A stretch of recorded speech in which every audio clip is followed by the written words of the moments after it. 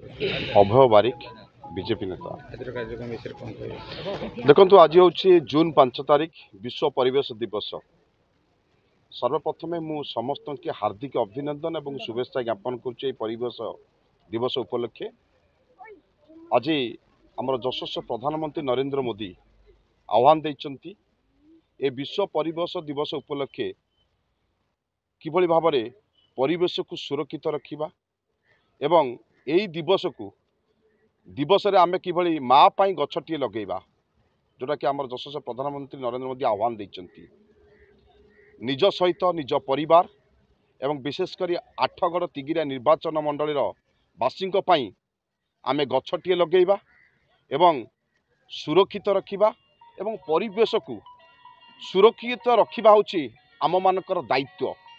तेणु आज आमर ए कार्यक्रम आमर ओरुंदा पंचायतर बाड़ी स्कूल रे आज आम गछ लगेलु।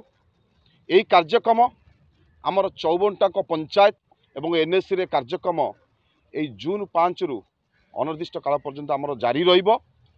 कारण गछ लगेबा जोटा कि विगत दिन देखिए जो समय कोरोना भी आसीला से समय अम्लजानर घोर अभाव देखा देइतला।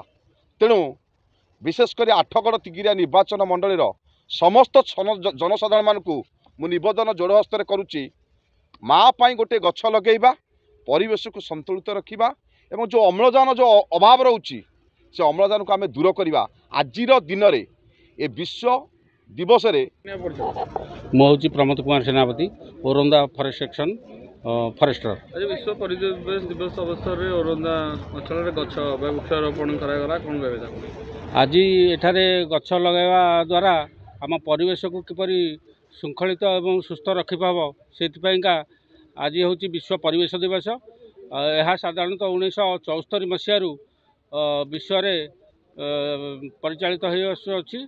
साधारणतः जून 5 तारिख रे प्रतिवर्ष पालित करा जाए जहाद्वारा कि आम परिवेशर जेकोसी दुर्गंध गैस हो पॉलिथिन हो जेकोसी विशुद्ध वातावरण को रोकिया दिगरे यह सहायता होता है। तेणुक वृक्ष लगेगा आमर मो नाम ममतामयी विश्वाल घर बाड़ी ओरंदा पंचायत बाड़ी।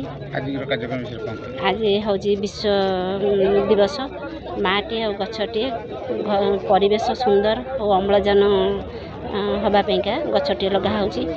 आगामी दिन में जो शिशु मैंने ये हे से जमी सुस्थ रे भले रे से लगी गछटे लगा जाए।